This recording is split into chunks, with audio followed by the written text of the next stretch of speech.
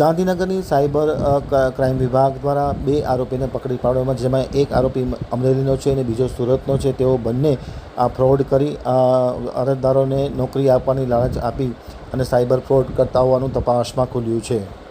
ગાંધીનગર આમતક ન્યૂઝ બ્યુરોમાંથી જે.કે. પટેલનો એક વિસ્તૃત અહેવાલ. Cyber centre of excellence cyber સ્વેલરીમાં 2 આરોપી ઝડપાયા છે, જેમાં કૌશિક પેથાણી અમરેલીવાળા તથા ધ્રુવ ડોબરિયા સુરતવાળાની ધરપકડ કરવામાં આવી છે. કૌશિક પેથાણીની બાતમી હતી કે સ્કેમ સર્કલમાં અલીબાબા નામ હતું.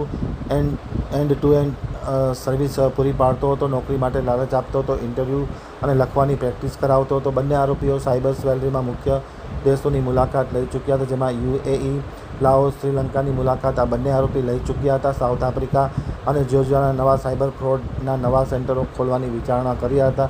ત્યારે પોલીસે આ બંને મહત્ત્વના આરોપીને પકડી પાડ્યા છે. રિક્રુટમેન્ટની જાહેરાત આપી અને આરોપીઓ કામ કરતા હોવાનું પણ તપાસમાં બહાર આવ્યું છે. સોફ્ટ સ્કિલની તાલીમ આપતા હતા. આરોપીઓ પાસપોર્ટમાં પહોંચવું, ટિકિટ બુક કરવી, તમામ વિગતો આ આરોપીઓ જે લોકોને ત્યાં ફ્રોડ થયો છે તેને કરાવતા હતા. 70,000થી 1.5 લાખ પ્રતિ વ્યક્તિ રકમ મેળવતો હતો. કૌશિક એજન્ટ અને ધ્રુવ સબ એજન્ટ હતો. ધ્રુવે 5 લોકોને મોકલ્યા હતા. બીજા કેટલાક લોકોને મોકલવા માટેની કામગીરી ચાલુ હતી. ત્યાં પોલીસ ત્રાટકી હતી. ભારત, બાંગ્લાદેશ અને પાકિસ્તાનના લોકો વિદેશ મોકલતા હતા. ઉપરની ચેઇન અને ગુજરાત તથા ભારતના અન્ય राज्योના विदेश મોકલાયેલા લોકોની પણ તપાસ કરવામાં આવી રહી છે. Cyber centre of excellence Gujarat हर तरह के साइबर क्राइम को कंट्रोल करने के लिए काफ़ी कमिटेड है. तो उसी को ध्यान में रखते हुए एक गंभीर तरह का जो साइबर फ्रॉड है हाल में रिलेवेंट है वो है साइबर स्लेवरी. तो ऐसे ही साइबर स्लेवरी के 2 आरोपी, 2 काफ़ी की एजेंट है, उसको अरेस्ट किया गया है साइबर सेंटर ऑफ एक्सलेंस के द्वारा. उसमें से एक का नाम है कौशिक पेथाणी और दूसरे का नाम है ध्रुव डोबरिया. कौशिक पेथाणी को अमरेली से अरेस्ट करा गया है और ये ध्रुव को सूरत से अरेस्ट करा गया है.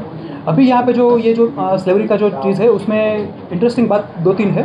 एक तो ये है कि जो कौशिक पेथाणी है उसका जो स्कैम सर्कल्स है उसमें नाम था, एक कुख्यात नाम है, उसको बोलते हैं कि अलीबाबा. जैसे कि अलीबाबा वेबसाइट है वो हर तरह का सप्लाई चेन का वो जो चीज़ें पूरी देती है, लॉजिस्टिक सप्लाई पूरी करती है. तो वैसे ही जो ये कौशिक है वो end to end cyber slavery की चीज़ें करवाता था. उसमें तो एक चीज़ ये थी कि वो पहले तो सबसे पहले रिक्रूटमेंट के लिए जो अप्रोच करना होता है सोशल मीडिया पे, तो वो करता था. दूसरी बात ये थी कि सोशल मीडिया पर काफ़ी सारी ट्रेनिंग भी ये प्रोवाइड करते थे. एक तो है कि वो राइटिंग स्पीड काफ़ी स्पीड करनी, वो तेज़ करनी है, उसका टेस्ट लेना. दूसरा इंटरव्यू की प्रैक्टिस करानी, तो उसके भी वीडियो शेयर करते थे. रिक्रूटमेंट करने के बाद जो पासपोर्ट का कोऑर्डिनेशन होता है और वो करते थे. उसके साथ साथ वहाँ पे पहुँचने के बाद जो डेस्टिनेशन कंट्री है उसके बाद वहाँ पे भी रहने की जो व्यवस्था करनी है, वहाँ पे खाने पीने की व्यवस्था करनी है, तो वो भी साथ में कर रहे थे. तो उसमें एक तो ये चीज़ थी कि एंड टू एंड कराते थे. दूसरे इसकी जो ट्रैवल हिस्ट्री देखी गई और जहाँ पे इसका जो साइबर फ्रॉड का नेटवर्क देखा गया तो वो काफ़ी सारे कंट्री में एक्सपांडेड था.